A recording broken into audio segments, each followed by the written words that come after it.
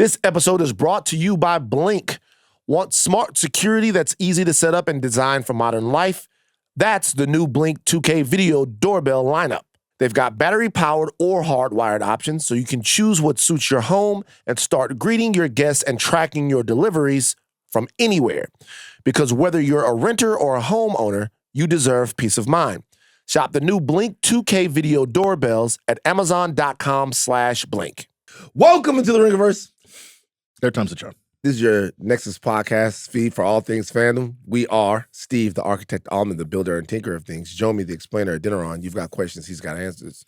Old man Van, he of the receding research and hairline. Coat baby Chuck, 24-karat closer. Together we are known as the Midnight Boys. We'll be right back after this.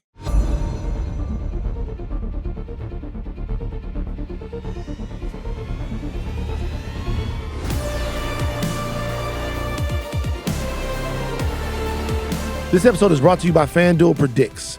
You can predict the Summer Soccer Showcase action all the way to the final match with FanDuel Predicts. All you have to do is sign up to get your $25 bonus. From the opening game to the final whistle, stay locked in with every pass, every goal, and every moment that moves us closer to crowning a champion. Sign up for your $25 bonus on FanDuel Predicts. Go to FanDuel.com/predicts to sign up. That's FanDuel.com/predicts to get your $25 bonus. Offered by FanDuel Prediction Markets, LLC, a registered futures commission merchant. 18 plus restrictions apply. See terms at FanDuel.com/predicts/bonus-offer-terms. Follow us on socials.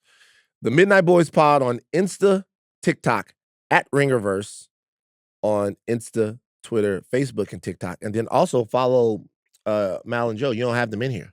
Mal and Joe House of R? The House of R, follow them. Follow the House of R Pod on Instagram. They've got give their handle? House of R Pod. I just did. I'm just saying. At House of R Pod. At House of R Pod. I just I'm did. not talking to you. I just did. There's a lot of lane switching. Okay? This was the A-B. Remember that joint? It's an A-B conversation. See your way out of it. All right. I gotta tell I'm you out. real quick. I'm out. Real quick. I'm fucking with you, Steve. We all in the same conversation. Y'all, I saw a nigga get his ass whooped so bad off that joint. What? I gotta tell a story. What? I'm sorry. So we had gone, it's funny, we had gone to the Stennis Space Center, which I talked about this on another podcast. It just recently just came back up. We were going to the Stennis Space Center in Mississippi. There's a space center in Mississippi where they like build rockets and shit. Okay, cool. Okay, is this like a school trip? A school trip. Oh, so this right? is like back in the day. It's back in the day. Okay. Back in the day. So we had gone to the Stennis Space Center. We in the back of the bus. It's like a little bit of a drive. I can't remember where it is. It might be like a 3 or 4 hour drive. So like Oh, wow. the bus ride at that point in your life is The best as thing. big a deal Yeah. as the actual That's the field funnest trip. part. Yeah. That's the funnest part. Who you gonna sit next to? All of that shit. talking Like, to? What we about? would, especially, so like when we would have baseball trips or football trips, sometimes the cheerleaders would be there or whatever. But like when we would like go to like Astro World, then there are girls on the bus. Yeah. That just changed the completely dynamic, right? What grade are you in I'm around? probably in the 10th grade at this point. Okay, 9th okay. or 10th grade. And so we go into the Stennis Space Center and everybody's trying to figure out, who they're going to spend the day with, looking at fucking things. You could always make some kind of fucking inroads with a girl. You get a lot of time with her, blah, blah, blah. Sure. Yeah. So there was, I'm not going to name these people because like I still talk to them. There was a guy who was talking to a girl the whole time and this other guy kept trying to get in on the conversation, right? He kept trying to because he was monopolizing her time. Right. And he kept trying to get in on the conversation. And he looked at him and he was like, yo, man, this is an A-B conversation. Let's just see your way out of that bitch. And we was like, ooh. and then everything was cool for about 2 minutes. And he went, you know what? Nigga, you can see me when we get off the bus.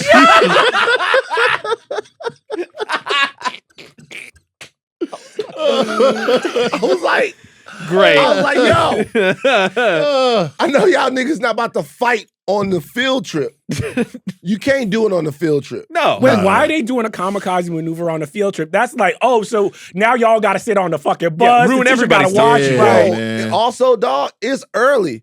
Because this is a long drive. So, man, bro, it might be like 9 o'clock in the morning, 10 o'clock in the morning. It's not that early. I mean, you in school at that time. But, like, so anyway, I'm like, y'all can't fight on the field trip, bro. Y'all gonna fuck the whole For field trip everybody. up. For everybody. Y'all they gonna start making us walk in line. Yup. They gonna start doing the whole thing. We're not The gonna be teacher able to paced the roam. entire day. day. But like, it's like you can't do that. He was like, nope.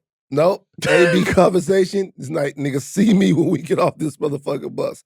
And they got off the bus and he was waiting for it. Man, he drugged that nigga's ass around his face. He beat that nigga. Oh, Bro. I was like, yo, what's happening? It went on for a long time. Where was because the teacher? She wasn't around. She had gone to talk. This is a NASA installation. Oh, so she got to like check in. So, you got to check in with the person and be like, hey, we're here. Like, so she had to go and take care of some business. Yeah. And so we was standing there right there with the dude who was driving the bus who didn't give a fuck. Right. You don't get paid enough for that. No. Shout out to the bus she drivers. had gone over there. She doing her thing. This nigga whooped his. We had, bro. We had to be like, chill. The girl crying and the whole night, Right. ruined the whole shit. By the way, the guy that got dissed won the fight. Who? The guy that got the sea lion. hell too. nah. The other guy. No. He got his ass whooped. Okay. Because he was on some pretty shit. Right. But that to me, that's flagrant. Why are you hating on my man? He's locking in with Shawty. That nobody looking at you. Come on, bro. You can't take the social L's like I'm that. gonna be real. We was watching. It was one of those joints where we was like, "Hey man, we got to do something, bro. Oh, we got to step in. That's too much. We got to intervene. Dog, chill, bro. chill. Teacher comes back. She's like, "What? God damn it!" Wait, what happened on the rest of the trip? Were y'all just in trouble? Nigga, the vibes was dead. Killed Are it. you nuts? Killed the whole thing, bro. The vibes was dead, bro. Oh, The vibes was fucking dead, bro. Brutal. That was it, man. What was it, dog? The drive back on the bus must have been crazy. Later on, it had dissipated by then. We went back to this tennis space center and we had a lot of fun, but like that one, they fucked it up. One of those guys, I never saw him again. Tough. Two of the people, the girls and the guy that was talking, they dated for a long time. Oh, that's And nice. they did. He did. The nigga got his ass whooped though. Mm. That was funny. As fuck. Hey, but here's the thing: if you a pretty young nigga, sometimes I'm just like, hey, you don't gotta have hands. Like, hey, it happens. I mean, sometimes when you a nigga like that, you gotta actually be more crazy with your hands. Yeah. Really? Because Or you got to charisma your way out of it. well, or either that or like because guys like that, the dudes from around the neighborhood, they'll try to do us like that. Yeah. In Baton Rouge, those dudes always knew they had to get busy a little bit. Mhm. Pretty boys had to get busy Try because to ugly you up a little bit. in that situation, you kind of got played with, Yeah. and now you got to fight. You got to step up. Yeah. Hey, make sure to follow House of R on Instagram, TikTok, wherever you get your social feeds at. They got the Tuck Throws on there. He pulled. He was pulling them, and he was like whimpering. He was like, "Ah, no!" I was Oh, like, yo, God. man. I was like, can't do We that. should have stepped in sooner. No manches. When they were standing up, it was kind of even, and then they went to the ground, and that's when the shit gets crazy. That's when you know. Y'all not shit. I will say, y'all not shit for not breaking it. Like, somebody had to be like, hey, Nah, yo, don't man, fuck up you the gotta- whole. you- Nah, Don't fuck fuck that. up the Nah, whole. you gotta trip, let bro. them. Let them know. Nah, you're not fucking on my field Let trip. the niggas fight. Nah, fuck that. Now, shit. but then you say something. Now you know what I'm saying. Let them niggas fight. Fuck it. Especially then. Because like at McKinley, you get involved in McKinley, we didn't have beefs. We had blood feuds. Shit would last for years a lot of times. I'm not getting involved. It's one of my homies I jump in. But other than that, let them fight. Crabs in a barrel mentality. Come Facts. Okay. We're on YouTube. Like, comment, subscribe, share. You can watch every Midnight Boys. If it was I will say this. If it was like somebody was picking on someone, I'll get involved then. If it was like not matched up evenly. But other than that, but even with that, like there wasn't we didn't care about no fucking size. I seen little niggas beat the shit out of big ass niggas. Whatever. I'm sorry, I apologize. This is why you so toxic. What was the Bane quote? This nigga was born in it. Molded by the darkness. It wasn't me, it was them. I was like, really oh, adopted shit. the darkness. only blinding. You can watch every Midnight Boys and House of R episode on youtube.com/@Ringiverse and also on Spotify. Programmer! On Sunday, the Talk the Thrones continues with the second episode of House of the Dragon. The question that a lot of people are asking is, do they believe the critics? The critics are saying that the House of the Dragon second season is in the dirt. Third season or the second season? Third season. Third season, I mean. Third season. Third season. They're saying it's in the dirt. They've watched the whole thing, and I don't understand. They've watched a lot of it. I do not like the practice of critics being able to have viewed a full season of television and then come back and review a full season of television. Well, they didn't while review people the are watching it. full season. I think they only got 4, right? They only got Whatever it is. Some people got more, some people got 4. Whatever it is, that's a huge chunk of the season. If 4 would be what, half? Yeah. 4 will be half of the season. I think that it's really fucked up for critics to review an entire or even half of a season of television and then fuck with people's expectations and take them out of the journey. That's I don't not, know. whoa. That's not the critics' fault. You got to talk to the studio. What you mean? That's part of their strategy. This part of the studio strategy to release the screeners. At the same time, I do believe, though, you're right. I do believe, though, that just that type of wholesale criticism on a whole movie is one thing. An entire season of television TV or half a season. or half of season of TV. Because you're I right. think Warner Bros. The reason they do that, as someone who used to be on that side of it, is I think they were gambling on, oh shit, we gonna give you a lot of the season. We really believe that we have something in the tuck. If this is overwhelmingly positive, maybe we can get some lapsed viewers, we can get a lot of momentum and people are excited. And sometimes that shit backfires when you get, I don't think all the criticism has been bad. I've seen good and bad. I just think it's been like the middle has been a little bit like, Yeah. And then I just realized we did that with the bear. But we liked it, so that's different. Right. Whatever. All right. Next week, Midnight Boys cover House of the Dragon and the season premiere of X-Men 97. Hey, don't look at me. Redemption time, you Chuck. back, man. Chuck. Hey, no, I've heard some whispers. I've heard some whispers. That's a You conversation. know, Use the streets. I've heard some conversations, and as always, I'm the Right. canary in the coal mine. Well, you're not the canary in the coal mine because the last season was fucking amazing and you were hating. And this season is different. I'll tell you What's something. different about it? There's no Bo DeMeo. Why do you guys keep looking at me? Why do you do this? That's something I would do to you. Like if you ask me why it's different, Bo DeMeo's not on it anymore. They have a creative bar to meet without the person. All right, enough of this whose auteur show was theory this shit. vision. This was Like- the show vision. This show was his vision. Can we Right. get So to super? they This have how a you creative- know we don't want to talk about this movie, bruh. We We are don't doing talk the about intros. Michael Jordan's fodder. That We was- don't talk that was- about that was ABC. on the- Hey, that was- we've been potted for like 40 minutes. We haven't talked about Supergirl. We can once. get to. All I'm saying is, don't look at me like I won't talk about it. This show has a creative bar to clear without its leader, and we'll see if it can do it. I'm very excited. On today's show, the Midnight Boys, since Charles wants to get to it, oh my God, the Midnight Boys give their reaction to Supergirl. And I tell you what, we were so excited to see this movie. Everybody was excited to see this movie. Amelia Alcock, Supergirl. Spoiler warning, Steve. We're getting ready to talk about Supergirl. You're listening to a reaction podcast. The spoilers are coming. All right, now to begin our reactions, we have to get into the Midnight motherfucking Manifest. Only person that can do that is Charles goddamn Holmes. Charles, take it away. All right, this is your Midnight Manifest for Supergirl, directed by Craig Gillespie, written by Anna Nagara. To get drunk and drown her sorrows on her 23rd birthday, Kara Zor-El celebrates on a planet that circles a red sun. The red sun saps her of her power. During her drunken pub crawl, she runs into Ruthie, a young preteen looking for vengeance against Krem, a brigand and human trafficker who slaughtered her swordsmith father and family for their weapons. When Krem steals Kara's ship and poisons Krypto, Supergirl has 72 hours to save her space dog. Kara and Ruthie team up and traverse the galaxy looking for Krem and his brigands. Along the way, they run into Lobo, who is also hunting a member of Krem's ship. There's a Seth Rogen alien, many David Cornsweet cameos, and your usual flashbacks to the death of Krypton. Eventually, Kara realizes that binge drinking your life away isn't a great idea and dons her Supergirl attire. She saves Ruthie, kills Krem, and returns to Metropolis with Krypto to spend more time with Superman, her cousin. That has been your Midnight Manifest for Supergirl. All right.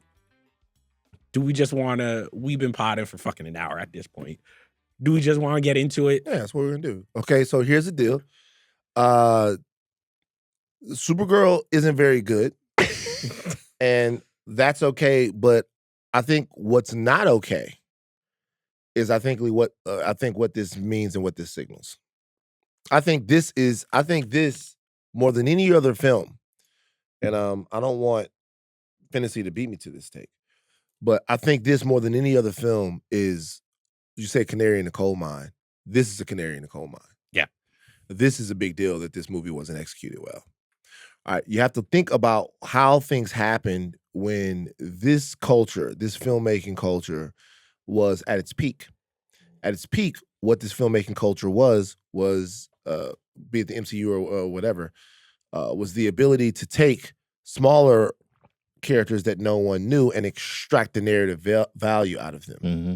And that is what signaled like how great things were, you know. Obviously, anyone can make a Spider-Man movie, but the Spider-Man movies weren't the thing that turned everything. It was. Can you make an Ant-Man movie? Can you make an Ant-Man movie? Can you make a Doctor Strange movie? We've talked about this. Yeah. Supergirl is not quite a A++ property. I wouldn't put her on that level, but I would say that in a healthy, creative situation, it is a character that if everything is working well, you should be able to get a great movie out of, particularly with source material this strong. Yes.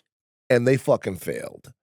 And the fact that they did with James Gunn at the helm of the DCU with a very capable director and Gillespie, a great lead, Superman, all of that, the fact that they failed is the movie itself is not this huge abomination that everyone is talking about. I don't think it is the creative disaster that people. It's not a good movie. But the project of the film being lukewarm to bad should scare the shit out of you if you love these movies. So watching this movie as someone who read the Tom King comic, on paper, to your point, Van, this is a home run. The problem with Supergirl throughout her entire history is that she is not a real character. If you type in how many different Supergirls there are, I think there's been like 5 or 6 different versions. And I think it speaks to the inherent misogyny of like just comic book history, which is like when I was growing up, she was heroin chic, Paris Hilton Supergirl. And in the 90s, she was fucking reborn as a fucking goddamn angel. And during Infinite Earths, they had to sacrifice her off because no one knew what they wanted to do with her. Yep. And what Tom King was able to do in that comic that he wrote, Woman of Tomorrow. A Woman of Tomorrow, is essentially, he was like, how do we streamline this character who has never really had a purpose in the comic books that isn't just being Superman's hot cousin, yeah. Yeah. And what he ventures on is, well, historically, Supergirl leaves Krypton later than Kal-El. She was a preteen or a teenager when he was a baby. So you take this idea and you're like, okay, what does it mean when this young teenager or this young woman experiences the death of her entire culture? And what you have is this story of like, oh, she wants to go to this planet with this red sun, get drunk. She has crypto, all of this stuff. I'm not saying this movie is a failure because it did not adapt the comic book one-to-one, because the comic book is fine. It is more so, it's just like, this movie doesn't know what it wants to be.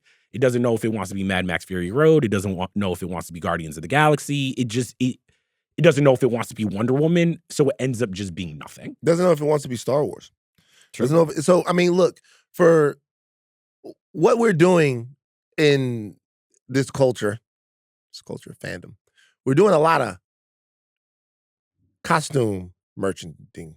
Merchandising? Costume merchants. Okay? Cosplaying. No, what I mean is I haven't thought of a better way to say this. I haven't baked this. The costume, the mantle is very meaningful. When you put on the suit, that means you're the hero. Right. Mhm. I should say that. So we've talked about this before. It was done masterfully in Daredevil season 1, when the last episode is actually called Daredevil. Sure. Becomes Daredevil. He puts the suit on. Now he's Daredevil. Okay. There's supposed to be a moment in this movie where Kara dons the Supergirl outfit. Yeah. That's Supergirl. Now, what has to happen for that to really land? Number one, there has to be some loss. There has to be a lesson learned. And there has to be the end of a fulfilled character arc that makes you think this person is now ready for heroism. The movie didn't even try any of that. Not really. I mean, not to me. It wasn't successful. I think. Well, Yeah. it wasn't. It feels blunted, I'll say. I think the movie is, we saw Super Mario Brothers Galaxy earlier, and we didn't know how prescient that film would be. We've seen that movie redone, in live action in different ways. It's the jingling keys epidemic. We've seen Super Mario Galaxy, Star Wars as Mandalorian Grogu. We've seen Super Mario Galaxy now with Supergirl, where shit just happens. And then at the end, we supposed to give a fuck. That's not what happened. Like, I just be honest with you. I'm not saying that you guys could go see Supergirl and you might have a good time. You guys, goddamn it, you're blaming us. You guys are blaming us for what we have to do and talk about these. You guys are saying the Midnight Boys are too negative and they're not having fun anymore. Man, I tell stories. Got beat up at the Yo, can you imagine the Midnight Mob hearing that story? Like, get the Supergirl. Not one of his stories again. God damn it. That shit was funny, bro. He was waiting right outside the bus. The thing opened, and he was like, get off the bus. He was like, come on, dog. I was like, for real? He's like, come on. Come on, you feeling it, nigga? You feeling it? I was like, come on, bro. What the fuck, dog? Nah, man. I would have been laughing. I was like, I'd have been hot, bro. Now you like, nah, ruined the whole thing. Nah, man. Looking I'm out not the trying to window hear you. Hey, Van, you ain't gonna be Van. You ain't gonna be the peacemaker this time. You ain't gonna be the peacemaker this time, Van. I'm like, Wait, all right. Before we get back to Supergirl, how long was the rest of the drive from where he was like, yo, I'll see you out? About 45 minutes to an hour. So he had to be mad for 45 like minutes pacing. straight. So it was like we was almost there. Being mad for 45 minutes straight. we was That's almost exhausting. there. It was almost crazy, there. man. Anyway, men boys, what you got? Man, to your point, Van, this is a movie that if it came out like 10, 15 years ago, we'd be like, wow, what a time, what an adventure, what a spectacular film. But in this current, especially superhero movie making economy, it just falls flat. We talked about after the movie. This feels like if somebody tried to remake Guardians 1 from scratch. Yeah. You saw it once, off the now mind. remake it. Yeah, now remake it. Like the costumes, the sets, the whole thing. And this was stuff people talked about in the trailers. And you're like, it's not a like James Gunn produced it, but he didn't write it, he didn't direct it. But it just feels so much of all the Gunnisms that we've come to either love or, not love about his movies. And to your point, I'm empty at the end when they're playing the middle acapella during the final This fight. white boy was offended at such. You can't listen. Offended at what?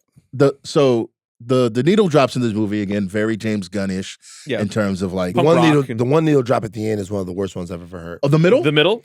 I'm talking about the climactic battle. Yeah, The the Climactic Battle. What's the name of that record? It's the middle, but it's an acapella version of the middle. That is legitimately, I've never heard a worse needle drop. It was awful. You guys, The song is great. The original song, awesome. Jimmy Eat World. I was sitting in there being like, are they playing the wrong song? Dog, Yeah. You guys can tell. I started laughing. Yeah, I was like, "This is ridiculous." I mean, me and Joe did too. Like that's horrific. And by the way, just that needle drop, and you guys will go see it, and you can make up your own minds. But that needle drop is emblematic of the problem with the movie. Yeah, that is so saccharine, dripping with earnestness, in a spot where it just didn't need to be. No, let Supergirl kick some motherfucking ass. Stop winking, stop being cute for a second and get the fuck to it. The movie just won't let go. Yeah. And I don't know why it won't. The movie won't let go. But that needle drop, I can't think of a worse one. Try to think of a worse needle drop in the movie. Or give me an example. Captain Marvel at I'm Just a Girl. I'm Just a Girl. I don't think that's as worse. I don't think it's as bad either. Because at least they use the original song. Yeah.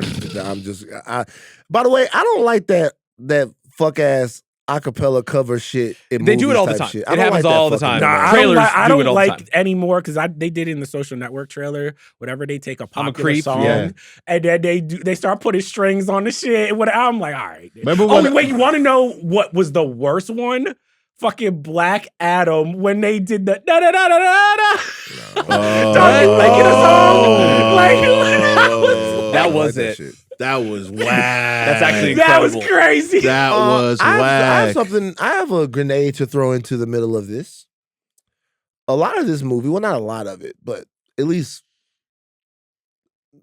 a significant part of this movie's intrigue or curiosity had to do with Jason Momoa as Lobo. Oh man. If you guys do not know who Lobo is, Lobo was a wildly popular character, particularly from the 90s and the 2000s. That was supposed to be an answer to Wolverine. He was, I would say, even watching this movie, if we're talking about 90s characters that I remember from my childhood, another reason this movie don't work is even as a kid, I was like, Lobo sucks. Because there was Deadpool, there was Cable, there was Wolverine, there was Punisher. this like edgelord off in the 90s, where it's like, who had the edgiest, most like extreme character that you can make? And Lobo was in that conversation. And watching this, I was like, wait, who is this movie for? Because I'm 33, I know who Lobo is, and I'm not going to get excited about this. If this is the group that like went to go see Wonder Woman or Captain Marvel, like, oh, we're finally getting a woman hero, are they going to be like, damn, Lobo is crazy? I was just like, yo, you making this movie for like 40 and 50-year-olds. So this is the deal. I think that having Lobo, a character like Lobo in a movie like that, is all about the execution, because no one would care about Lobo being in the movie if Lobo was awesome. Right. If Lobo was an awesome character, then it's actually a low leverage thing to put him in the movie, because the people who don't know who Lobo is just goes, hey, that Lobo guy is fucking awesome. And the people who do know who Lobo is go, fuck, we finally get a live action Lobo. But if you put Lobo in the movie and Lobo not awesome, people gonna be like, why the fuck is Lobo in the movie? Those people are gonna be like that, the casuals, and then the diehards that wanted to see him are gonna be like, I waited all this time and they fucked up Lobo. Right. So if you put Lobo in the movie, you gotta get it right. Do you think? No, Steve. Oh no, I mean, and that to me is like the actual like biggest problem in this movie, and Lobo symbolizes all of that. It is the key jingling, because he actively is taking away from anything meaningful that could possibly happen. He's eating up screen time just to be like this cool badass guy who's chomping on a cigar and calling Supergirl tits, which is like fucking what the fuck are you doing, movie? I don't understand the execution of the use of Lobo here at all, because he serves no purpose. High volume for a guy who not Jason Momoa. We might include him in there, but I don't want to be the first one to say it. It's one thing, but it's a lot. Like Lobo got a lot of at bats and didn't really make. This is no shots at Jason Momoa. He is playing the same character over and over again, and like watching him play Lobo, I was like, man, I gotta see some more range. Like, it's getting to a point where you know what? No, I wouldn't even need that of him, because if any of the characters that he were to ever play were compelling, fun, or funny, I wouldn't care. But that's not the case. But on paper, Jason Momoa is supposed to be the perfect Lobo. Hey, he should be. No, the internet said that, and that's why he's in this movie, and it doesn't work. Obviously, he said that as well. Yeah, and because he was running along with the internet trend. Jason Momoa wanted Lobo. He said that he's always wanted to play Lobo. He says he's loved Lobo for a long time. I'm not sure if that's fucking true, but he says that he's liked Lobo. People want to see Lobo. Jason Momoa was a natural Lobo. He's played characters that have been like he played Khal Drogo. You know what I mean? Dune. Like we've seen him, the bad guy in Fast 10. Yeah, we've seen Jason Momoa being shit where Jason Momoa was cool. He didn't get here on accident. I think what's happening now is it fucking sucks. and that's what the fuck happened. Do we have to Steve's point though? I do think a lot of these directors gotta stop letting the internet lead them astray. We have gotten so many of these characters recently where it's like, John Krasinski is Mr. Fantastic, Jason Momoa is Lobo, and that shit never works. Well, at least Mr. Fantastic, he was only in the movie for like 10 minutes, right? It didn't like once again shake the earth. Super Mario Galaxy shit. Where it's like, I'm supposed to see Jason Momoa as Lobo because a bunch of motherfuckers made some fan edits and they're supposed to do something for me. I'm 33, nigga. If it worked, I mean, you're 33, you're going to see a Supergirl movie. But like, if like, what does Chris say? Where's Wallace? Baby shit. Yeah. Baby shit. Where's Chris? We have a guy here, a really talented guy here named Chris. And like every time we're talking about this, Chris just looks at us. Chris goes, oh, you mean? Chris goes, baby shit. Well, it's not baby shit. Fuck you, Chris. Is that the new pod name? Baby shit. The baby shit, the pod. But look, I'll be honest with you guys. This is existential for us. I don't know about existential. Nah, man, this is not an all-time brick because that's what everybody online is saying. No, I don't think it's that far. But it is. You guys didn't let me finish. I'm not talking about this movie. Yeah. You guys didn't let me finish. Okay, you guys were so reflexive because your self-preservation jumped out. Gotcha. Right, it's all right. This type of content can't sustain a culture for a long time. If the people that are making these movies, and canary in the coal mine, the nigga is yellow. Like, if the people that are making these movies don't hear anything else I ever say, if you don't do better than everybody's in the dirt. I listen to everyone around. I talk to everyone. We are a culture of collaborators and communicators and contemporaries. I know these guys. I listen to these people. There's not a lot of meat on the bone. And the reality is, sure, Spider-Man will probably be awesome. If you count the Odyssey as being in our purview, that'll probably be awesome. Dune will probably be awesome. Doomsday. Who knows? Who knows? Maybe. But those are not the movies, I keep trying to say, that sustain this. The movies that sustain this are good outings from characters and creatives like this one was supposed to be. And this is existential for us because, y'all, you guys talk about all of this stuff. You guys talk about how you want us to cover the 3rd season of the anime show that came on Crunchyroll. We might be doing that. You might love the new season of Demon Slayer. Look, you guys were talking about Fair season 3 right here. Yeah, we might go. We might do a Mugen Train revisit the Entertainment District. That's my shit. I do want to do it just to see how Van messes up the names. I can't wait. I don't know how to pronounce. I mean, they're gonna make more movies, right? It's a trilogy, right? So all I'm Motherfucker saying, goes to one Dodgers game and he's like, we doing Mugen Train, we doing fucking Chainsaw Man. He's amongst the people. Hold on. And it's anime time you keep now. saying that, but the reality is I was the only person here that was riding for Demon Slayer. The rest of you guys were fucking hating on Demon Slayer. Nobody was hating. Calm down. Nigga, Wait, what were you y'all playing hate on Demon Slayer. fucking Friday? You like, Charles, look some Japanese shit.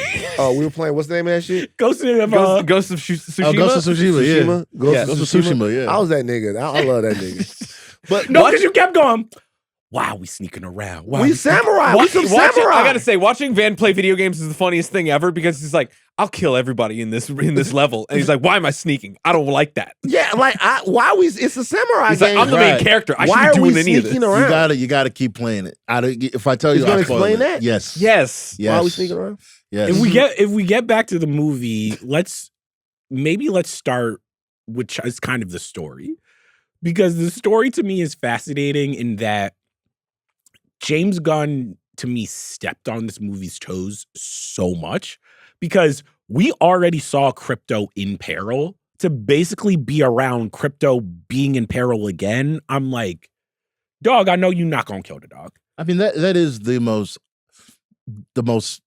famous Supergirl story, so I understand why they lead with that. But to your point, if you're gonna put crypto in danger in the second time we see him, why put him in danger the first time we see him? That was his whole point of what he was saying. He was not the fact that they shouldn't have done it in Supergirl. It's the fact that James Gunn shouldn't have jacked that for Superman. Yeah. But that's James Gunn's whole thing is Yeah, we but gonna put an animal that in shit danger. That shit was running out for me with the second, third Guardians movie. Yeah. You know what I'm saying? Same thing with Suicide That shit Squad. was So crazy. for you to what? That movie was good as fuck though. Which one? The third Guardians 3? The Guardians 3 was Guardians 3 was good, but like that's Guardians 3 he is cashed in Guardians 3 all is of his fine. animal abuse. Guardians 3 is fine. Guardians 3 is fine? Guardians 3 was fucking great. Are you nuts? Have you guys lost the spark? No, Have you guys Guardians lost 3 is the good. fucking Guardians spark? 3 is really, really good. I think where Charles is coming from is that we were so starved Yep. for any kind of good superhero content because we was in the mud. We need When that some movie type of came out. competence. We needed to grab onto something, and the fact that movie just did what it had to do and It was a really executed. good movie. It really its paid off vision. all the characters well. It was a great, I'm as not far as saying- trilogy films go, it is amongst some of the I'm not best. saying I disagree with you. All I'm Yeah. saying is I can see where he's coming from. Is that we were so starved for any competence that the first thing we saw, it was like, this is great, this is fantastic, 10 out of 10. Yeah. But to your point, though, the crypto thing was supposed to be so compelling that it gets her out of her funk and out of her stupor. I mean, look, this is, you guys are talking about, this is source material. This Yeah. is sourced. So, like, if you're going to make it, you're going to make it. It just didn't work. Wasn't executed right. I was worried because at the beginning, like I think the movie tries. I think the big problem is that none of the stuff that the movie tries to execute, like it either legitimately doesn't work, or it just doesn't like it doesn't feel well executed in the sense of I'm watching a movie. I'm like, why does she loves crypto, but why? And then you get the flashbacks, her finding crypto during the funeral, and like her being on Earth, being sad, and crypto being there for her. And so I'm like, okay, I could kind of see why she would come to love this dog in such a way, but it just didn't work. All that stuff from her, with her leaving, and her parents, all that stuff I thought worked really well. I think so too. I think that stuff worked really well. Unfortunately, the Superman stuff worked really well. Dude, David Cornsway, watching this, I told you this earlier, man. Yeah, I was did. like, hey, he might be Superman. Like it's so really bad to say good. this. I'm sorry, guys. Whenever he's on screen, I kept being like, damn, why can't Superman be? We some misogynists. Aleya, it's a real shame. Aleya, can you hear me? Aleya, how problematic is it for the Midnight Boys to have a conversation? Yes. Didn't even need to finish. Yeah. It's Hey, you know what? Fuck it. I'm gonna be real. It's a lot to ask of the audience. Where we got another lone wolf and cub. I already saw Mandalorian and Grogu. This young woman, 23, she taking care of a 13-year-old. So it's a kid taking care of a kid, and then the 23-year-old has to play drunk the entire time. That is like, it's most grown actors can't play drunk. That shit was annoying to me. And all of this to say, the movie is not without its fun. Yes, of course. There are fun things. What's wrong? Oh. There are fun things. There are things that the movie does that's really fun. I thought the villain was pretty good. Hell no. I liked him. I thought hell he was mean. no. Nah. Sure. I thought he was He was mean and racist. He killed several families. And Black families. Yeah. a legitimate pedophile. Pedophile. I mean, look, the nigga's a villain. Sex trafficker. So Like, this sex is, trafficker. but this is why I Jared don't think Fogle. Krem works, is because Krem in the comic, what I think was interesting about him is like, what is interesting about any villain is that Krem essentially hops from planet to planet, and instead of just being like a human trafficker, He genocides people. genocides entire planets. Yeah. So it is the physical embodiment of something that Supergirl is facing internally, which is, I watched my entire planet die. I now have the power to punish the physical embodiment of that. The minute you just make him a human trafficker in this movie, you get rid of a lot of those thematic narrative layers. So you just get a character that really doesn't have any motivation, doesn't say anything iconic, doesn't really have any beliefs, is just evil for the sake of being evil. And I'm like, no, your evil is supposed to be telling me something about That- Supergirl. So do you remember, who remembers Tarantino and Kill Bill? Who remembers Bill's monologue on Superman? Who remembers it? Oh yeah, his disguise is I'm paraphrasing, but his disguise is actually Clark Kent, because Clark Kent is his critique on the whole human race. Right. Clark Kent is the way Superman sees people. Yeah. Superman's wearing his clothes. He stands up straight. He speaks with a deeper voice. He's assertive. He's generous. He's kind, but he's confident. And that is not really what Clark Kent is. Clark Kent is bumbling. He's stumbling. He's unsure of himself. He slouches. That's how Superman sees people. Y'all say what the fuck y'all want to say about Quentin Tarantino. Brilliant. Brilliant. What you're describing is the way that movie sees the audience. So what you're describing is a character inside of a graphic novel or inside of a comic book run that was multifaceted, that had its own motivations, that expected to connect thematically to the heroine and like really be deep and really be meaningful. Because when you're reading it on the page, you can't cheat. Yep. Right? You can't cheat. You have to physically turn the page. You have to go get more. The page, it has to grab you. This movie's commentary on the audience is it says that villain can't be that. It's too nuanced. We have to take this villain and make him into what we all know right now contemporarily is the worst thing in the world, which is a pedophile, sex trafficker, person who kills families. Like, we have to give it to them like that because otherwise they won't fall into our narrative. Yeah, we don't want to make them think too much. The movie doesn't trust us. But here's the thing. If you are a little bit Which more is bad storytelling. If you're more faithful, I think what it does is it says, yo, you just saw a Superman movie where he's trying to save the world, but he's really trying to save Metropolis. And then you get a Supergirl movie where it's like, we have this woman in the center of the frame that's trying to save planets. She's just as important, or her journey is just as important, if not more important than the Superman journey. That to me is the actual progressive step that you need to take with Supergirl, which is to be like, a joke that's like, why are you named Supergirl when he's named Superman? I'm like, yo, I've heard that joke fucking 10,000 times. Actually show me a reason why you are putting a woman in this suit and make me feel like, oh, she can literally, like, she's just as important to y'all as Superman. I'm gonna jump in real quick. I'm taking too much space up for the men boys. You know what the real progressive step is to me? I feel what you're saying. I'm a yes and you. The real progressive step to me is, and Aleya knows that I'm one of the foremost feminists. Oh boy. You already know. You better say something But crazy. you know what the real progressive step is to me? Not giving a fuck about none of that. Supergirl don't need a reason why she exists. She a woman with powers. Tell her story. We don't like the whole, like, it is like Superman is in this movie. I get it. That's like, we're Superman. Okay, it's a Superman spinoff character. All right, there's not a lot of times. You're not gonna get a lot of Robin stories that like are completely independent from Batman. People are gonna be like, where Batman at? And Supergirl is a character that is an offshoot from the Superman legend. Okay, so that makes a lot of sense. But the real progressive thing is, to me personally, is fuck everything else. She is a woman. She sees the universe in a different way, but this is her story. Yeah. Like, she doesn't, like, that character has been around for decades. There doesn't need to be any type of laundering about, like, why we were going to see Supergirl.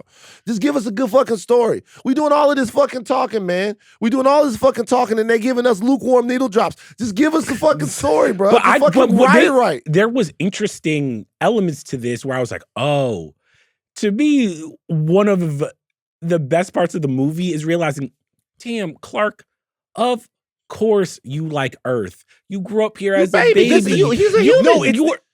Sorry. Go. No, but like this is Punk-ass genuinely like motherfucker. the best part of the movie, and it's the best part of illustrating the character, and it sucks that Go, it has white to boy. happen. You hear the middle once, and you're like, go, that. white boy, wait, go. Wait, look. Get close up on Steve. He likes that. Go, hey, Mind if a white boy speak a little Kryptonian? Go, white boy, go. Go, white boy, go, white boy, go. Go, white boy, I need to clip at this. the dance No, floor. Steve likes that. He likes that. Oh, we're going to party so hard in San Diego. I can't wait. I'll be Malibu's most wanted. You say this every year, and then we just You go in back bed to at our hotel and 8:30. sleep. You the first one. You the first one out. We eat too Why- much why dinner y'all- at like 7 Why p.m. y'all and then we do go to this bed. me though, like I have a dream. Y'all make me. I have a dream. Because Okay, every Mark. year you like, this year we gonna go on some boats. Yeah. I'm waiting. I'm like, We yo, going on a boat this year It's for whale sure. watching season. What, like you know, Steve, just go ahead and go. No, I tried to be nice, but you guys don't like that. My fault, Dr. King. Steve, you got something? No, it's genuinely the best parts of this movie, and it sucks because the most illustrated that Kara is as a character fully fleshed out is when she is sitting across from Clark and Superman, because of the fact that, again, Clark had everything from birth. Yes, he is technically an orphan. Yes, he is technically like the lost child of a son of society Krypton. long dead, Yeah. but he never knew any of that and never truly experienced any of it. And he had pretty much the most charmed life that anybody could have ever hoped for, along with being the fact that he's all-powerful, all-seeing, and the most kind-hearted person in the world. Kara doesn't have that, and therefore cannot relate to any of That, him. and that makes their interplay really interesting. It's Because amazing she to see. carries the trauma Mhm. of Krypton with her. He only carries the genius. Like, he's not burdened by, he doesn't know anything about it. He's not burdened by it. He only carries the genius. He carries a tremendous privilege when it comes to being Kryptonian. Right. Yes. She carries all the burden and the trauma with it. So she's actually making more of a choice to serve than he is. Yes. Because all he's doing is protecting his backyard. And again, we haven't praised Millie Alcock Damn, enough. we podding in this motherfucker today. We haven't praised Millie Alcock enough about it because when she's across from David Cornsweet, and Cornsweet's amazing in these scenes, so is she.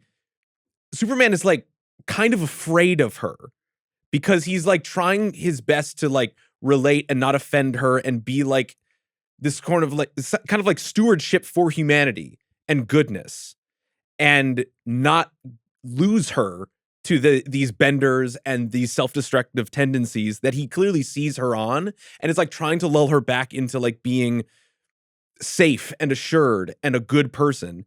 And she outright rejects him, and he is like trying it's a test of his to try to like make the case for her humanity as well as his own. It's the only time the movie actually works is when they're on screen together, and either through like context clues or just them actively saying it is like, oh, Kara's had to deal with this her whole life. My dog, you just showed up here as a baby, and you like they loved you and the whole thing. I had to deal with all this stuff. I had to like see my family die. You know what I mean? Like it's very much different, and it's like again, we're not misogynist here. We love women, but. Funny how we gotta keep saying it. But then you leave the movie going like, so man, that's Superman. Every time Superman was on screen, it was fire, huh? That's not like it's just their interactions carry the movie. So published. Oh my God. What? Jesus Christ. Read the headline. Published July 29th, 2020. Sexism is rife in Nigerian, Kenyan, and South African press. This guy, and man. it's unchecked. It's the World Cup, And it's man. unchecked. It's unchecked is crazy. What did you Jesus Christ. Google to get Wait, that? whoa, Why were you trying to This is find a that? publication called The Conversation. Academic All right, rigor, Christ journalistic alive. flair. Journalistic Lindsay Blummel and Hey man. All right, we not doing this this. lady. Oh look, this lady, but she from there, so she know what she talking about. So look, Jomi saying that the best parts of the Supergirl movie is Superman. We gotta get away. Before we get off like Millie Alcock is Superman, Supergirl. What I realize is the Peter qualification of her character doesn't make sense. She's Quill. Tough. Because She's Quill, yeah. the whole, what I thought was interesting about it is I'm like, well, she was a teenager when she grew up on Krypton. So this is essentially like a Back to the Future situation where it's like, yo, her present was way more futuristic than anything Superman has on fucking Earth. So why is our understanding of her character so wrapped up in her loving Earth music and all of these other things where I'm like, she should almost think that shit is beneath her. Not only Earth music, but specifically old tech. Yeah. Like the Tape scrolling decks. iPod, the Polaroid, the 80s headphones. That doesn't make any, because I'm just They like, had beats back then. What are you doing? but to me, I'm just like, she comes from another culture where I'm like, to me, it's almost more interesting if Clark is the one with the fucking bad music taste, with the iPod trying to share it with her. Hokey. And she's just like, dog, I'm older than you, stronger than you, and this shit is not of me. This is kind of I'm not being a contrarian here. I'm just throw this out to you guys. You know, she's only a little bit of a Kryptonian. They break away, and they're Kryptonians, but she's also like not really from Krypton. From Argo City? She's from Argo City, which is a Kryptonian city. So you saying if the Earth gets destroyed and New York City like pops off, they not from Earth anymore. Bro, can't be on. This is an interesting fucking scenario. I mean, New York City is already its own because planet. if New York City were the one that broke off, and if we might not recognize them. That's his own fucking planet. It really is. Actually, now I think about it, you know what I'm saying? Definitely. Like we saw the Knicks parade. Like that's his another own planet. fucking planet. But anyway, I understand what you guys are saying. I think honestly, Millie Alcock in the movie is a bright spot. She's great as Supergirl. I think she has a hold on the character. To your point, I think the script fails her. Yeah. Where She's not allowed to shine. she's not bad in the movie. It is just like she kind of gets lost a little bit. And I will say this: it is hard for any actor to be in these type of movies because the script, everything is happening. You have all the CGI, and I need to be able to like look at you and be like, oh, when I'm getting overwhelmed, if we bring up Ant-Man again, the reason Paul Rudd is so good in Ant-Man is that no matter how wacky that movie gets, I can look at Paul Rudd, I can look at Robert Downey Jr. and feel safe. And I think with Millie Alcock, because everyone around her did not really know the tone that they were trying to go for, she kind of gets lost in the fucking CGI sludge of it all. Yeah, I mean, look, there's other superhero-based stuff that I could like just point out, but like it's bullshit, right? Like I'm not gonna talk about power sets and what people can do and like all of that. So I'm not doing any of that stuff. Like just from the narrative itself, this movie wasn't, to me, the best way to propel Supergirl forward. It wasn't. Now, by the end of the film, this is kind of one of those movies that might do the thing that I'm always talking about. You could see a really good sequel in here somewhere.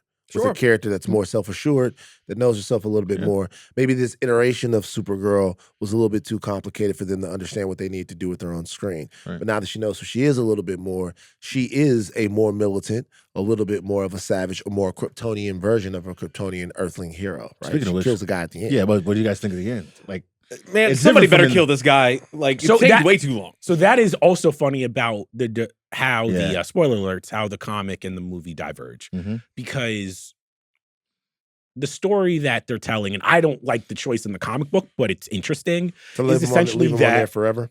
They like trap Krem in like the Phantom Zone, and what you're supposed to walk away with is Kara and Ruthie being like, we are better than this, and that there is some form of rehabilitation for people like this. I think that ending is bullshit, but I also think the movie version of it is bullshit. Death penalty advocate. Death penalty advocate. Well, I mean, the thing is, okay, she does the thing where she's like, no, you can't rehabilitate genocidal maniacs. Right, I was just saying, but so you put them to death. The state does. No, this is why I think politically, the movie is bullshit. What do you believe? Because she's like, Ruthie, she's just like, Ruthie, you can't do it. You can't do this. This will stick with you for the rest of your life. Like, no, but wait a second, though. Wait a second, though. She didn't want it for Ruthie. That, like, you understand. See, that's some old head shit. Like, I want better for Jomi than for me. I don't want Jomi's Reddit to look like mine. Like, it's I like, promise you it doesn't. I've seen your Reddit. It does not look like that. First of all, nigga.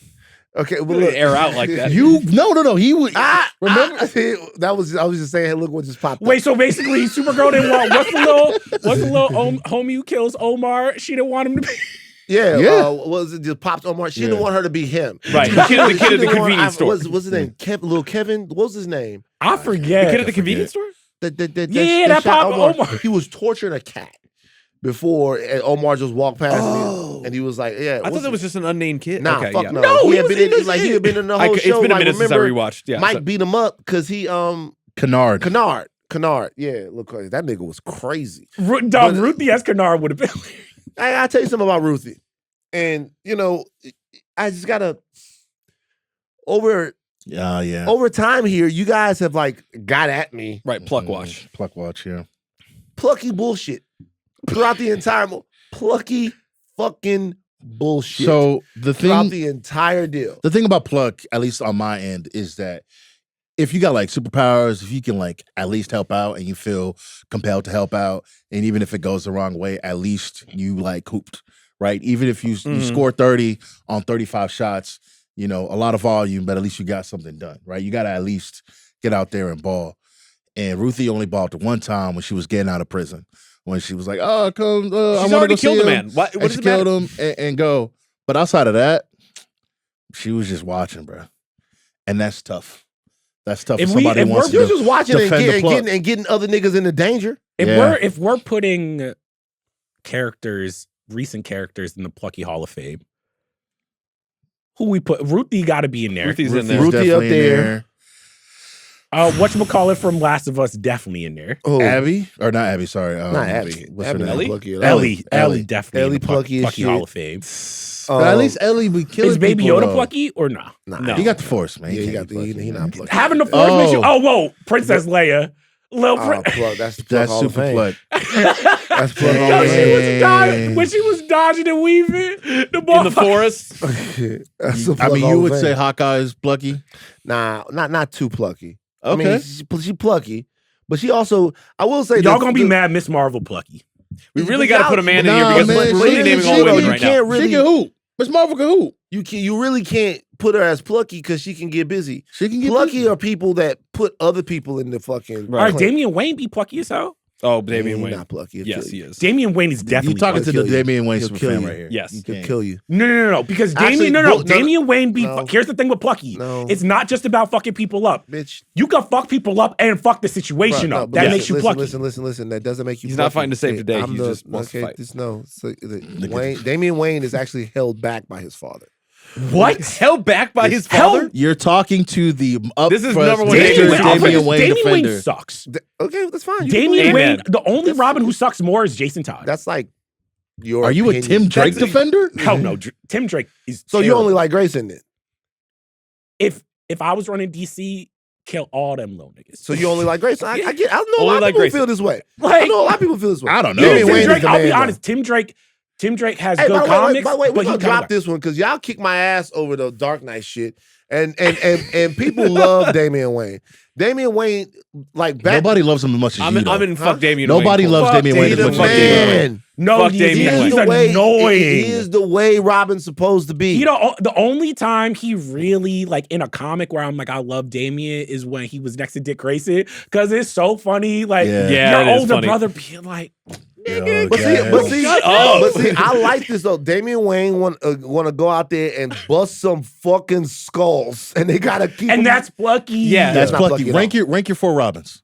my 4 Robins. Yeah, rank the 4 Robins. So it's Grayson, it's Wayne, bruh. And I'm gonna be real with you, dog. It's such a drop off after that. It's probably Drake because he really is an awesome character in terms of like what he can The do. detective, Are you the only detective hating- shit is really Are interesting. we It's only like- hating on Todd because he got by the Joker? Is that why? I don't like him. No, he's just honestly, I don't like he's him. fucking Aldi's Punisher. Where it's like they never know. Like they're like, yeah, he got guns, but he got rubber bullets in him. Well, I'm I like, hate him And before really, he's Red and Hood. really, 4 is the girl from the Dark Knight, from the graphic. I like her. Carrie? Carrie. Oh, Dark Knight Returns? Yeah, I like her. I fuck with Carrie's her. alright. Over Jason Todd. Over Jason. I'm Wow. not a Jason Todd guy, bro. I don't fuck with Jason Take- Todd take- like I'm that. not a Your top Jason 4. Todd guy. It's Grayson easily, Tim Drake, Damien, whatchamacallit, Todd. No, I'll put Stephanie Brown. I'm about before I to put say, Jason Wow. Todd. Wait, Okay. so Hey, how, bro, how Tim big is Drake really is as a character a well-rounded, awesome Robin. Yeah. But and I will say, But he Damien just- was cool in the Morrison run when he sees Tim Drake in his daddy's Batcave and he's like, I'm fucking him up. Yeah. And Bruce Wayne comes back and he just, Tim Drake laid the fuck out. I love that comic. How big is the gap between Robin with a But samurai Dick sword. Y'all Grayson- niggas hating, bro. between Dick Grayson Samurai sword. and Red Robin, between Tim Drake? Oh, the gap is. Bro, What would the, all right, in basketball terms, what would it be? bro, it's like, bro, y'all, Dick Grayson is Robin. Yeah. You know what Grand I'm saying? Canyon size. Dick It's like Grayson- Luca over here. Yeah. Dick Grayson is Robin. Dick Grayson is a perfect Robin. He's a counterpart. You want to know what? A son and Tim Drake, a- Kyle Kuzma. He's like, Oh my Tim God. Drake. Oh, Kuzma. I mean, well, you Yo, gotta this deal is with Kyle Kuzma. Kyle Kuzma's very active on NBA social champion media. Kyle Kuzma? Kyle Kuzma, I mean, This is wow. you know, Oh it's my funny. God. Man. You know, can I just say something real quick? And this is not at Charles, because Charles looked like Kyle Kuzma. This is a handsome guy. Kyle Kuzma be getting hoes. Y'all niggas are haters, bro. Like, why the fuck me? Like, it's not I look fucking at your you. computer. Love Damian Wayne. Why do I get a drive by? Boy, And you want to know why? Because here's the thing. I know what you're gonna say. I don't like. Hey, I love listening to all our podcasts. Listen to the fucking Bill Simmons talking about Kyle Kuzma. It's just like I'm like, bro, like you act like this is the worst nigga alive. Like it's just Bruh, like he's a it's- bruh, killer. Wait, what was his tweet though? This is the thing. This is the thing that hooping a lot, bruh. It's so funny, bruh. If Kyle Kuzma comes to your run, Kyle Kuzma is God. Yeah, no, he's beating ass Like, on the gym. If Kyle Kuzma comes to your run, if Kyle Kuzma pops up, if you see Kyle Kuzma, you wouldn't understand the level of basketball. So player wait, this what? is. No, Brian Scalabrine said the coldest line. What did he say? I'm closer to Jordan than you are to me. He said, "I'm closer to LeBron." Oh, He said, "I'm closer to LeBron than you are to me," and he's right. Well, no, Yeah, so he's right. counterpoint. I would say this about all the Robins. We talking a lot about Tim Drake. Tim Drake, when you put him with Young Justice and the Teen Titans, cold. He's like, y'all, Aqualad, who are you? You know what I'm saying? Superboy, I don't even know if you the clone or you from the future. Who the fuck are you? If you put the Robins in any other category, they're great. If it's Robin against Robin, it's like, nigga, you not really him. You just stumbled on to a question I want to ask you guys as we wind down this amazing podcast on a movie we didn't like very much. The Bat Family works for you guys. I'm not as big a fan of the Bat Love Family. the Bat Family. I don't Love love the Bat I Family. hate the Bat Family. No, it's fine. love the Fine. Bat Family. You love the Bat Family. But I would say that the Bat Family can work because they're human. Mhm. And they have these human stories and they have these human vulnerabilities and all of this stuff. Right. The Super Family, a fucking bulletproof dog, Yeah. a clone that can fly sometimes he can't fly. Sometimes he's Superman as a kid. Sometimes he a different person. You know, all of this stuff right there. Shaquille O'Neal. All of that stuff. The Super That Steel Family- movie is crazy. Anyway. The Super Family is a tougher sell to people. Yeah. It's a tougher sell sometimes with Superboy and all of that stuff like Mhm. that because really, you can't have too many Kryptonians. Because, like, if you got two Kryptonians, I'm going to start asking the question, well, if we got two Kryptonians, why do we need a Justice League? If we got two Kryptonians, like, we got two of the baddest motherfuckers in the world, Yeah. they should really be able to handle it. If you got three Kryptonians, Mhm. if you got Superman, Supergirl, Then you actually have a Superboy, problem. then a super dog. Now I'm like, the rest of y'all could get fucked. We kind of got it figured out. If I'm being honest, this is why they should have made Lex Luthor black. Because if I see three white aliens flying around with the powers of Superman, I'm a little bit like, yeah, it's this tough. is a problem. Yeah, You know what I'm saying? This is Yeah. there's a little, because even in the comic books, it's not just it's Superman. There's two Superboys now. Yeah. It's two. There's Con-El, who's the clone, and then Connor there's and Superman's John. son, And son. John. Yeah. John. Oh, John, he's Yeah. also Superboy, but isn't he Superman? Just talk about Jonathan Kent.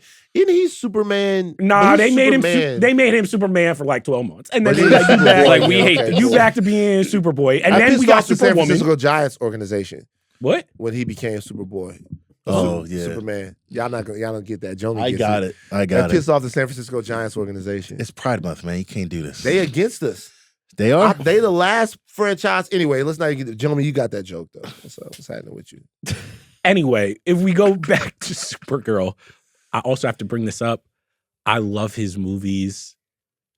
I think he's one of the funniest, coldest motherfuckers alive. But when I heard Seth Rogen's voice in this shit, I was like, come on. Oh, He had the funniest line in the movie, though. No, he Yeah, did. yeah, yeah. The funniest But line it in was the movie. still a little bit like that to Like, me come felt on. like this movie isn't working.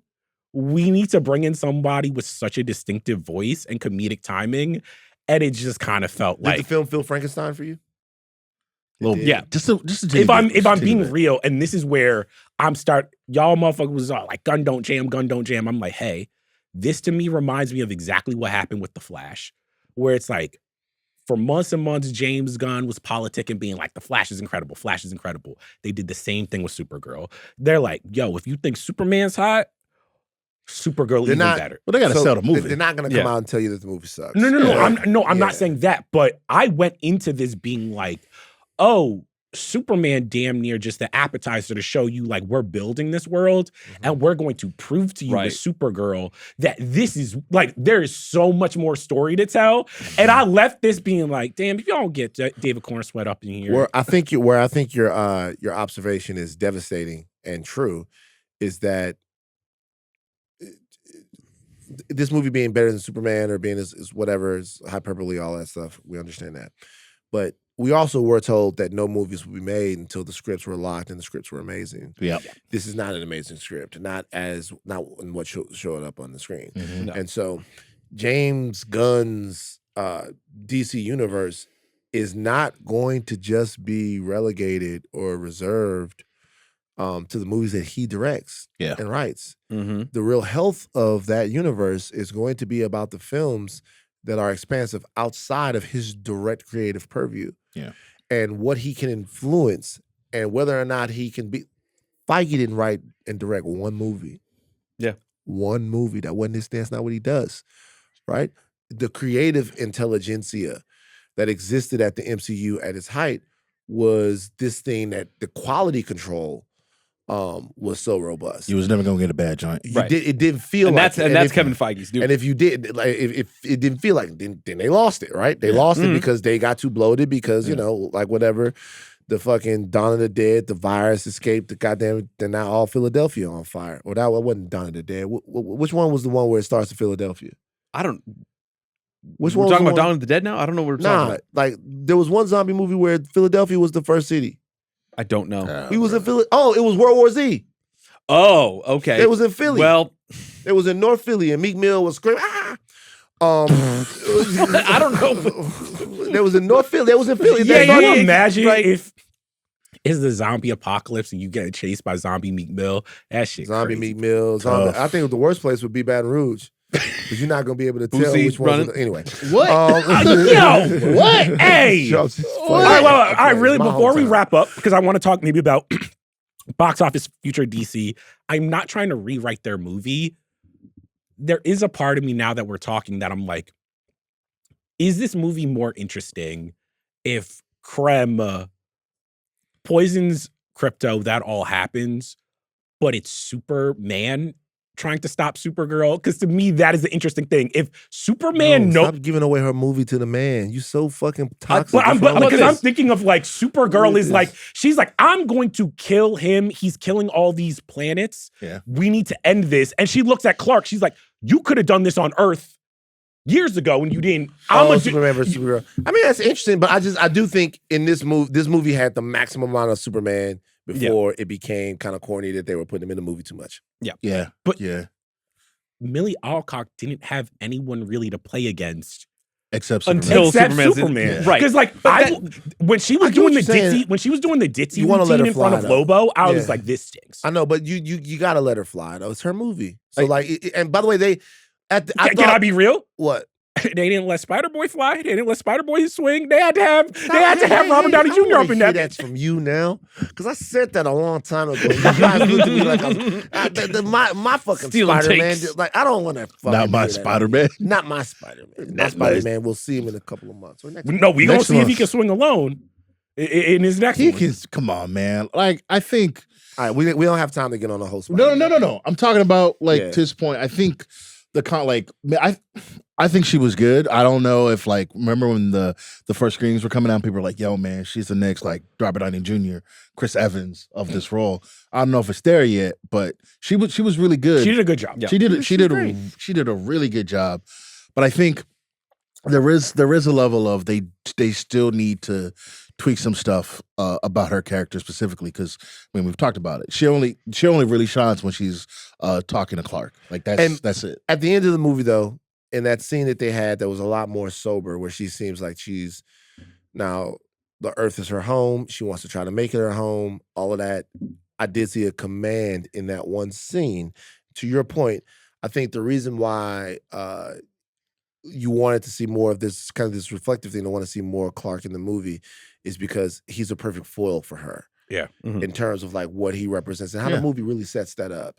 And that's why it works, because it makes her character a little bit more resolute. She seems stronger when he's there. And they have chemistry. They have great chemistry. But not because Superman's in the scene, but because Superman is on the other side of what she actually is. And also because it is so interesting, because we never really get to see this in Marvel, in my opinion, which is there's two people in here who are evenly matched. Superman is looking at his family member who is just as powerful. So it's something that we haven't really gotten in the modern age with Superman in live action, which we're instead of him being alone or next to Batman, it's no, I'm next to somebody that can understand me, but fundamentally really can't. Are you guys surprised we didn't get any Man of Tomorrow, no tease at the end or nothing like that? Man. Didn't they said, fuck you.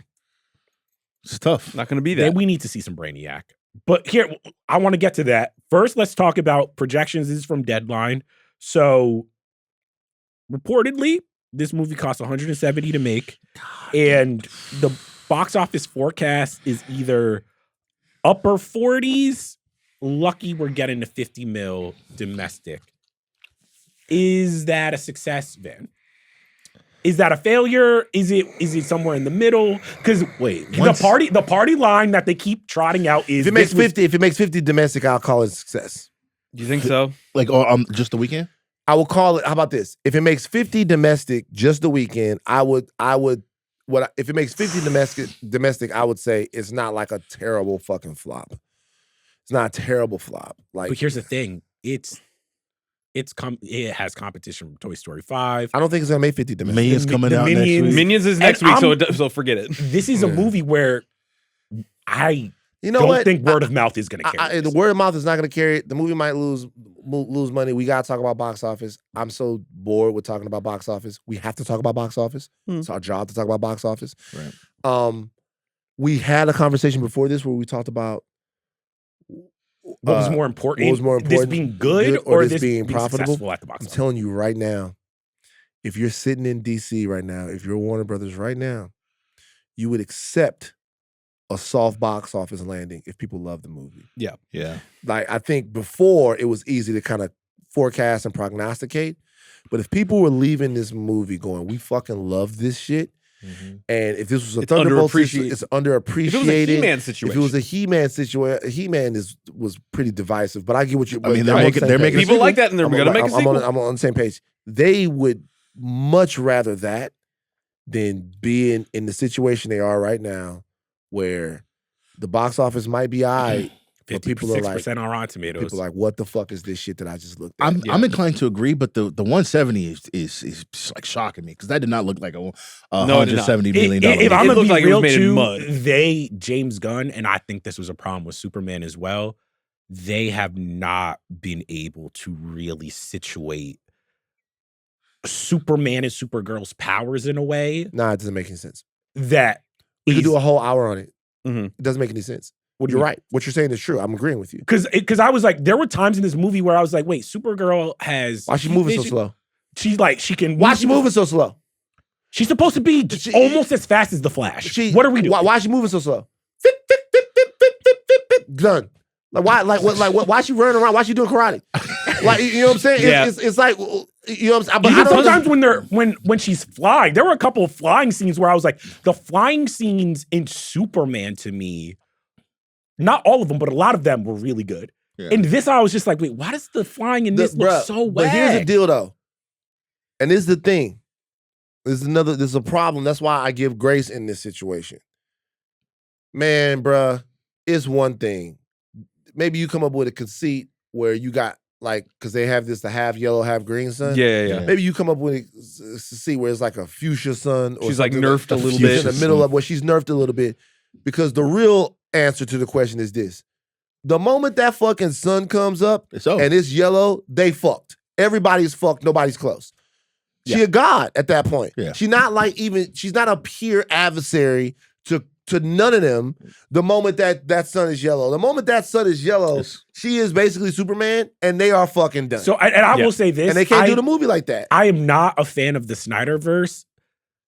They make how Superman was moving in those movies. Like, I miss that shit, bro. Like, come on. We throwing Zack Snyder some bro, it's over. Steppenwolf it's over. Through the axe.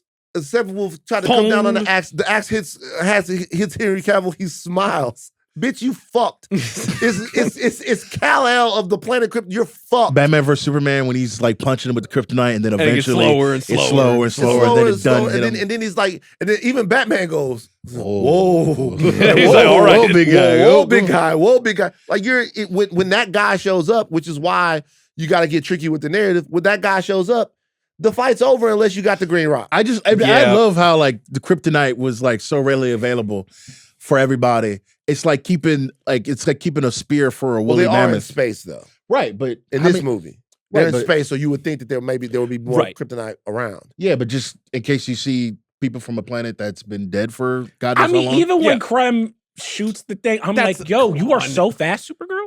Well, it's the Red Sun, but like when he shoots her, even on the ship, I'm like, you are so fast. Just go, like, motherfucker, like, you're supposed to be as fast as the Flash. But I will say, let's get to Midnight Meter. But I will say that like we're still answering questions about what the power scaling is for the Superman, the Kryptonians of James Gunn's universe, because you can even watch like James Gunn's Superman and be like, I gotta be. You know, that is when I tell you that is the question that not the question, the complaint that I hear in the barbershop all the time is like, damn, why is Superman so whack? Can I tell y'all something? Black people specifically Yeah. were Yeah. not accepting this Superman. Like Really? no dog. My Nah, dude bruh. went to the theater and he was like, "Hey man, Superman was getting his fucking ass kicked." My sister, the beautiful Ebony Lathan, was like, "I didn't like it." Like Superman's supposed to be able to whoop the shit out of everybody. He's supposed to be a dog. Yeah, like what the fuck is going on with Superman? I heard from a lot of my people, and they were like, "Yo, I don't like this Superman that can get a bloody nose, man. Fuck all of that shit." Well, I mean, he was getting punched by another Superman, so like I can kind of see. I feel what you're Man. talking about. So before we get to the Midnight Meter, my last question for y'all is, and the fans will want to know, with everything that's come from this DC so far, we got Peacemaker, Creature Commandos, Superman, Supergirl. We got Clayface coming up in Man of Tomorrow. Is the gun jammed? It's not. I couldn't say it's jammed yet because it fired the most important bullet, which was Superman. Mhm. Peacemaker, we had proof of concept before about that. I didn't watch 1 second of Creature Commandos. So Creature Commandos. I I didn't got mind Creature Clayface Commandos. coming It's up, all right. and we got Man of I Tomorrow. tell you what, if Clayface, and I hope to God Clayface does not brick, the second that is over and then Man of it needs Tomorrow to be a comes good out, movie, yeah. and it's like, you need to cut this Clayface shit out. You get Wonder Woman in here, get Green Lantern I'm in telling here, you, get Ellison's Martian. walking But- through DC right now being like, hey, where's Batman? cleaning up. Where's Where's Batman?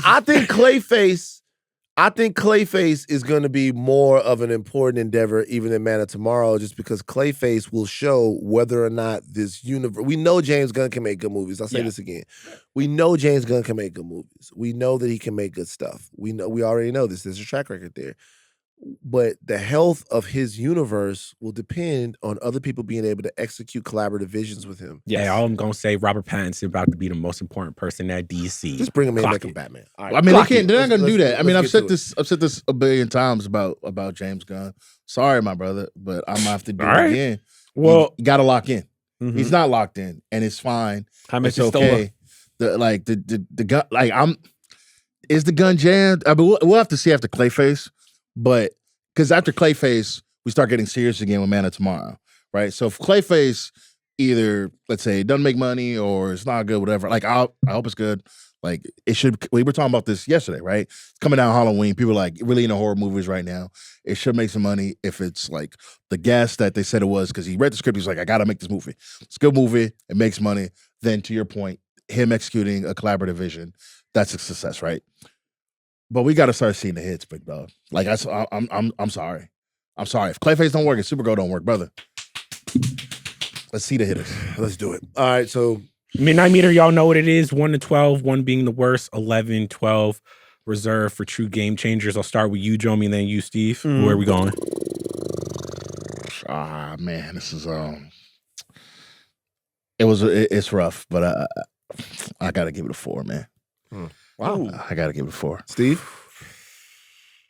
5 for me. I'm going 5-2. I'm going 4. Okay, I'm going 5-2. 4 is below the Mendoza line of movies. I can't quite go there. I gave Disclosure Day a 5, man, and this is at least No, is- Disclosure at least Day. Disclosure Day is better than this. at least, but I don't know, dog. Wait, what? I don't know, bro. Like- I don't think Wait, so, man. Disclosure? Nah, I don't man. think so, I think Tim. they You're about- not doing your Nah, van bullshit. I'm not doing any bullshit. Nah, bro. I think you think they, Supergirl was better than Disclosure Day? I think they about what? Disclosure Day is not the worst fucking movie in the world. it's not. It is, and Supergirl's not the worst movie. They're both perfectly mediocre. Y'all gonna be mad. I think this movie is better than He-Man. Yeah, but I think He-Man does. I had a lot more fun in He-Man, but there's some nostalgia there. I can't act Yeah. like I'm not biased. But There's more color in He-Man, that's for sure. yeah, This movie to me was Like, better they than no, actually it's tied with Mandalorian and Grogu. Because here's the thing. The Grogu silent film basically does make that was shit great. work. Like That great. works. there's Yeah. nothing in that movie that That was that's better that than was that endearing. And the pluck in this movie was getting to a point where it's about to fuck you up a little bit. The pluck. I like Millie Alcock though. I think a sequel will be better. All right, program reminder. That's enough. Sunday, Talk the Thrones continues with the second episode of House of the Dragon. Next week, the Midnight Boys cover House of the Dragon and the season premiere of X-Men 97. El Exo de 97, though. Shout out to my people in the community. Our producers are Aleya Zenieris, CT, Devon Baroldi, Jomi Adeniran, on social #Jomi of the Red Sun. Jomi Sexist Nigerian was also Sexist there. Nigerian. We're not doing that. An additional I want to production dispel that from narrative right now. Arjuna Ramgopowell. Unchecked. Chuck, Let's not do take us that. out. Let's not do that. Dick Grayson is Robin. Supergirl had too much pluck. The gun might be jammed. And superhero movies may be fun.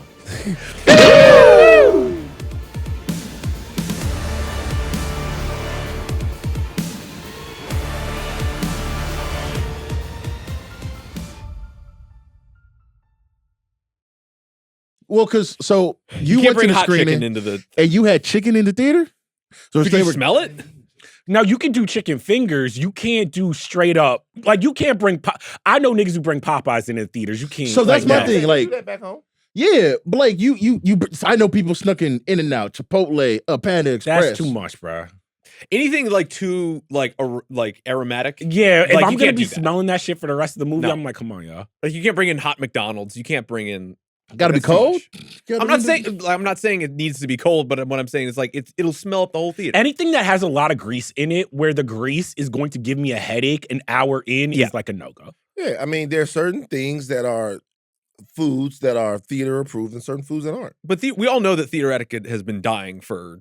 I gotta like, be ever honest. since COVID. I can't remember the last time I snuck in food or somebody else snuck in food to a movie theater. This is stuff we were doing in like high school. But here's the That's thing. that's when it was a cost situation. Of course, yeah. But the movie theater food isn't good, but it's become convenient enough where it's like, why am I gonna go to You don't fight Popeyes? it. They got chicken fingers here. You know what That's I'm saying? right. Like, Yeah.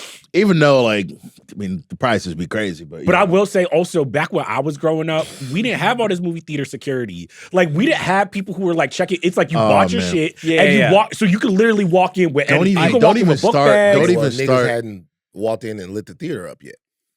what was that? 2012. Yeah, we gotta. I mean, the policy is failing all over the place, and now we have to live in a police state. That's the way it goes. Where The you check city walk. bags The to the city walk theater. thing is insane, though. Oh, by the way, I had not experienced that until I went to City Walk to try to get the blue Yamamoto the jersey. store, yeah, Bruh, didn't have it. no, fucking the Yamamoto and Otani out of here. Outta Can't here. find the jerseys. Damn. Can't find the jerseys, especially online in blue, either? in the white. Out, sold out. Damn. Yeah, Yamamoto, Otani, good. I feel bad for Freeman and Betts. They got a lot of jerseys. Because when I went to the game this past weekend, I don't want to go too far, but I haven't seen aura like that from an LA athlete since Kobe. That includes LeBron James. I haven't seen Ohtani? aura like Yeah. I haven't seen aura like that for an LA athlete with people holding their breath. He's getting murals for sure. Since he goes up to Kobe. bat. Everybody's phone is like this. What's the joint that plays? The slow song that his walk up music. Oh, the Bubble Blay. You wanna know how I know he has that aura? I'm feeling good. Everybody's like, "Ah!" So we go to the game, and the Dodgers don't have a good offensive game. Like the Dodgers were like no hit until like the 6th inning. It was having a lot of fun. Dodger Stadium is one of the greatest venues in the entire world. Speak on pretty it. good. It's one of the greatest venues pretty in good. the Speak entire on world. Number one, it's beautiful. Number two, nothing at Dodger Stadium looks forced. It doesn't look too corporate.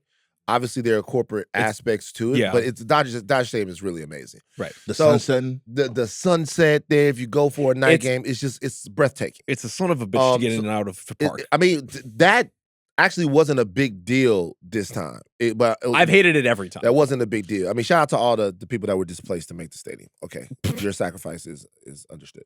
Okay, now look. I mean, it was a terrible situation. It's terrible. It what was, happened. it was. Yeah, True. okay. It's true. But we leave in the 9th. We don't leave in the 9th. We go to a team shop, and we're looking for a blue Yamamoto or Ohtani jersey with the red numbers on the front. in the stadium. In the stadium. Okay. So they have team stores everywhere, and so they go, okay, you don't want to go to this one. You want to go to the official stadium team store that's by the left foul pole. They'll probably have it. Right. Okay, cool. So we say, okay, the 9th inning, the Dodgers haven't scored it down, I think 3 runs. The chances are they're not going to come back. We're going to go look for the jersey before we get back on the road. And we get up, and we're walking, and Kalika goes, hold on for a second.